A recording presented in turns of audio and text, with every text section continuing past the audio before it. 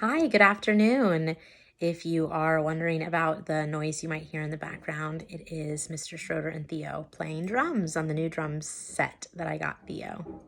I'm here to continue our read aloud for this week. So today we're going to read chapter 16, Love and a Dead Rat. Damien was in love with one of the girls in his class. Can you guess which one? He thought about her all the time. Myron threw a red ball to Damien. It bounced off his face. Huh? Said Damien. Why didn't you catch the ball? Asked Myron. What ball? Asked Damien. The one that hit you in the face, said Myron. Did a ball hit me in the face? Asked Damien. Yes, said Myron. Oh, good, said Damien. I was wondering why my nose hurt. He had been thinking about the girl he loved. He was in love with Mrs. Jules. That was why he was always doing things for her, like passing out papers. He thought she was pretty and nice. He thought she was smart too. In fact, he thought she was one of the smartest people in the class. After recess, he hurried back up the stairs. Hello, Damien, said Mrs. Jules. Hello, Mrs. Jules, he said. You're always the first one here, aren't you? Asked Mrs. Jules. Damien blushed and shrugged his shoulders. Do you need any papers passed out or anything? He asked. It's so nice of you to ask, said Mrs. Jules. I think you're nice too, said Damien. Mrs. Jules gave him a stack of workbooks to hand out. Then she gave him a Tootsie Roll Pop from the coffee can on her desk for being so helpful. But don't eat it until after lunch, she said. I won't, he assured her. He ate lunch with Myron and DJ. He saved his Tootsie Roll Pop for last. Joy and Mauricia came up behind him. Hi, Damien, said Joy. How's your girlfriend? What? Asked Damien. He turned red. Who are you talking about? I don't have a girlfriend. You're in love with Mrs. Jules, accused Mauricia. You better watch out, said Joy. Mr. Jules might come after you. The two girls laughed. I don't know what you're talking about, said Damien. I'm not in love with Mrs. Jules. He looked to his friends for support. Myron shrugged. DJ smiled. Prove it, said Joy. Prove you're not in love with her. That's silly, said Damien. How could I prove I'm not in love with Mrs. Jules? Give her this, said Joy. She handed Damien a paper bag. Your lunch? Asked Damien. Look inside, said Mauricia. Inside the paper bag was a dead rat. Damien knew Mrs. Jules hated dead rats more than anything in the world. Put it in her desk, said Joy. If you don't, it means you love her, said Mauricia. I'm not in love with her, said Damien. Prove it, said Joy. Okay, I will, said Damien. The girls left. You don't have to put the dead rat in her desk, said DJ. We don't care, said Myron. You think I'm in love with her too, don't you? Asked Damien. Myron shrugged. DJ smiled. Some friends you are, said Damien. I'll show you. After lunch, he was the first one back in class. He carried Joy's paper sack. Hello, Damien, said Mrs. Jules. Did you have a nice lunch? It was all right, he muttered. Oh, would you mind getting the construction paper from the closet and putting it in my desk? Putting it on my desk? Asked Mrs. Jules. Thank you. Damien went to the closet and got the construction paper. He put it on her desk. Then, when she wasn't looking, he opened the desk drawer and dumped the dead rat into it. He shut the drawer. Thank you, Damien, said Mrs. Jules. You're always so helpful. It's such a pleasure to have you in my class. Damien felt awful. Mrs. Jules read a story to the class. Damien couldn't pay attention. He kept wondering when she'd open her drawer. After the story, they had art. Everyone was supposed to make snowflakes. Damien folded his piece of construction paper in half. Mrs. Jules screamed. What's wrong, Mrs. Jules? Asked Joy. Somebody put a dead rat in my desk, said Mrs. Jules. I did, declared Damien. Damien? Mrs. Jules said with great surprise. Why? Because I don't like you, said Damien. You're always making me do things for you. Oh, I see, said Mrs. Jules. Should I write my name on the board under discipline, he asked. No, that won't be necessary, said Mrs. Jules.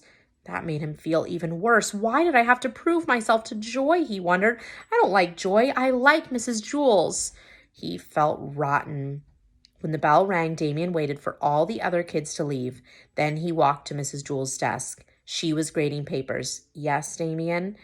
Do you want me to erase the board for you? He asked. That's all right, said Mrs. Jules. I'll do it myself. Damien sadly walked out of the room and down the stairs. When he reached the bottom, he turned and ran all the way back up to Mrs. Jules's room. She was just putting on her coat. "I love you, Mrs. Jules," Damien declared. "I'm sorry I put the dead rat in your desk. I did it because I didn't want everyone to know I loved you. I'm sorry." "I love you too, Damien," said Mrs. Jules. "You do? But what about Mr. Jules?" "Just because I love Mr. Jules, it doesn't mean I can't also love you. Love is different from most things." She picked up a piece of chalk. "If I gave my piece of chalk to someone, then I wouldn't have it anymore. But when I give my love to someone, I end up with more love than I started with. The more love you give away, the more you have left." Damien smiled. "I love you, Mrs. Jules," he said. He felt his heart fill with more love. "I love you, Damien," said Mrs. Jules. "This is getting disgusting," said the dead rat. It climbed out of Mrs. Jules' desk and walked out of the room. That's very silly. Dead rats can't walk or talk. Well, that was a surprisingly sweet chapter. We don't get those very often. All right, chapter 17. What? It was purple. So Jenny read the story backward. When she finished, she threw up. "Okay," said Jenny. "So read the story backwards," suggested Mrs. Jules. "That way the beginning will be a surprise." "But I already know how the story ends," Jenny complained. "I only like stories with surprise endings." "Good point," said Mrs. Jules.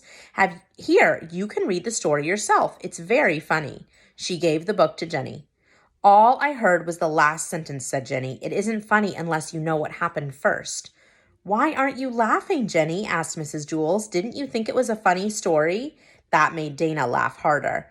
"There goes the giggle box," said Myron. Everybody laughed except Jenny. Dana laughed hysterically. Mrs. Jules looked back at the story she had been reading before Jenny's interruption. There was only one sentence left for her to read. She read it to the class. So do you get what's happening? The story is backwards. All right, so let me skip to the end. And then I'll read it forward and it will make sense because right now it's not making sense, right? So I'm at the end of the chapter. One day, Jenny was late for school. Her mother wouldn't let her leave the breakfast table until she finished her prune juice. It took her forever. She hated prune juice more than anything in the world. She finally got it all down, then hurried as fast as she could to the bus stop. When she got there, the bus was just pulling away. She sighed, then turned around and ran all the way back home. "What are you doing home?" asked her mother. "I missed the bus," Jenny grumbled. "Put on your helmet," said her father. "I'll drive you to school on the back of my motorcycle." She put on her helmet. Then her father drove her to school on the back of his motorcycle. It was a very bumpy ride. She hopped off the bike in front of Wayside School and charged up the stairs. Her stomach was still going up and down as she opened the door to Mrs. Jules's room. Mrs. Jules looked up from the story she had been reading to the class. "You're late," she said. Jenny caught her breath. "What?" she asked. She couldn't hear too well because she was still wearing the motorcycle helmet. "Why are you late?" asked Mrs. Jules. "What?" asked Jenny. "Take off your helmet," said Mrs. Jules. "I can't hear you," said Jenny. "I better take off my helmet." She took off her helmet. "Why are you late?" asked Mrs. Jules. "Because I hate prune juice," Jenny griped. "What does prune juice have to do with anything?" asked Mrs. Jules. "I couldn't leave the table until I finished it," explained Jenny, "and then I missed the bus." "Well, that's no excuse," said Mrs. Jules. "Now go write your name on the blackboard under the word discipline." Jenny wrote her name on the blackboard under the word discipline. Mrs. Jules waited for Jenny to sit down. Jenny sat down. "And next time you'll drink your prune juice more quickly," said Mrs. Jules. Jenny made a face. Ugh, she could still taste that awful stuff. Mrs. Jules looked back at the story she had been reading before Jenny's interruption. There was only one sentence left for her to read. She read it to the class. Everybody laughed, except for Jenny. Dana laughed hysterically. "There goes the giggle box," said Myron. That made Dana laugh even harder. "Why aren't you laughing, Jenny?" asked Mrs. Jules. "Didn't you think it was a funny story?" "All I heard was the last sentence," said Jenny. "It isn't funny unless you know what happened first." "Good point," said Mrs. Jules. "Here, you can read the story yourself. It's very funny." She gave the book to Jenny. "But I already know how the story ends," Jenny complained. "I only like stories with surprise endings." "So read the story backwards," suggested Mrs. Jules. "That way the beginning will be a surprise." "Okay," said Jenny. So Jenny read the story backward. When she finished, she threw up. It was purple.